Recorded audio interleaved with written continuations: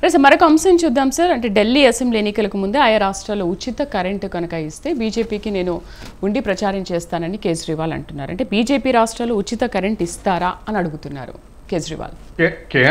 కేంద్రంలోనే BJP దానికి వ్యతిరేకం, ఉచిత కరెంట్ ఇవ్వడానికి వ్యతిరేకం. అవును, ఉచిత కరెంట్ ఇచ్చే రాష్ట్రాల మీద కూడా నియంత్రణ పెట్టడానికి ప్రయత్నం చేసింది.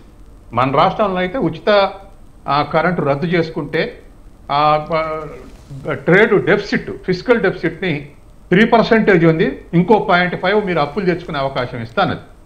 అంటే ఇంకో 5-6 వేల కోట్ల అప్పులు తెచ్చుకునే అవకాశం ఇస్తాం అన్నది. అయినా ఆనాడు గవర్నమెంట్ రిజెక్ట్ చేసింది, మేము ఉచిత విద్యుత్ ఇస్తామని.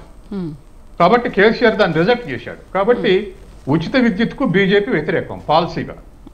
కేంద్రం పాలిటీ వ్యతిరేకంగా ఉన్నప్పుడు రాష్ట్రాలు బీజేపీ గవర్నమెంట్ ఇచ్చే అవకాశం లేదు.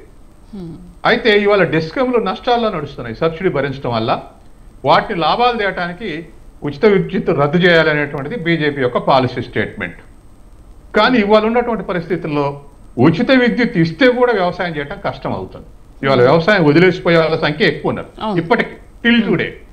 మన రాష్ట్రంలో ఇప్పుడు తెలంగాణ, ఆంధ్రప్రదేశ్లో చూస్తే దరిదాపు 35-40% వరకు ఉచిత విద్యుత్ వ్యవసాయానికి ఖర్చు పెడుతున్నారు.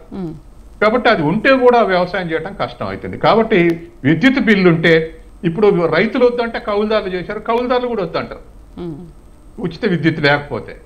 కాబట్టి వ్యవసాయం పడవ పెట్టడం తప్ప ఇంకోటి కాదు. కాబట్టి బీజేపీ కూడా దీనికి ఆల్టర్నేటివ్గా ఏదైనా ఆలోచించాలి, ఉచిత విద్యుత్ రద్దు చేయండి అనే దానికన్నా.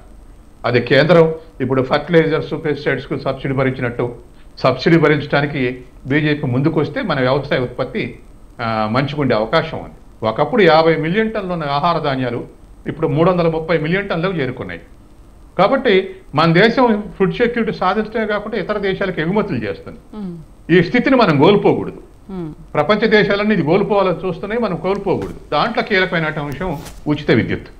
కాబట్టి దీన్ని కొనసాగించడానికి రాష్ట్రాల మీద భారం వేయకుండా కేంద్రం కూడా కొంత షేర్ భరించి వ్యవసాయాన్ని నిలుపుకోవాల్సినటువంటి అవసరం ఉంది. అగ్రరాజ్యాలు అట్లా నిలుపుకుంటున్నాయి వ్యవసాయాన్ని. ప్రపంచంలో ఎక్కడ వ్యవసాయం లాభసాటిగా లేదు, అయినా నిలుపుకుంటున్నాయి.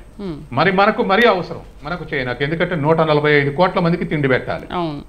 ఏదో 10-15 కోట్లు 5 కోట్లు ఉన్నటువంటి దిగుమతులు చేసుకుంటాయి. వాళ్ళ ఇండస్ట్రీలో ఎస్టాబ్లిష్ కాబట్టి వాళ్ళ దగ్గర విదేశీ మారకం కూడా ఉంటుంది.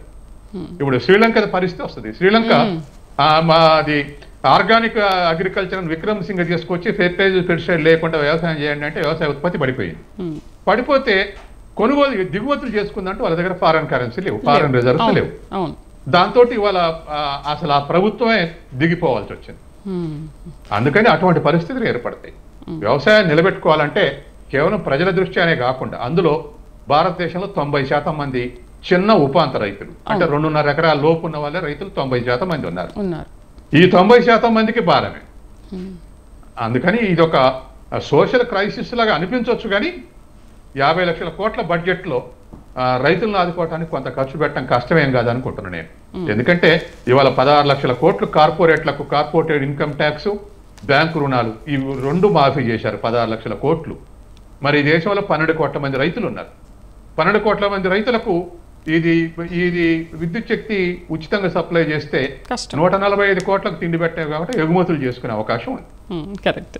రైట్ సార్, వివిధ అంశాలపైన చాలా చక్కటి వివరణ, విశ్లేషణ అందించారు. Thank you very much.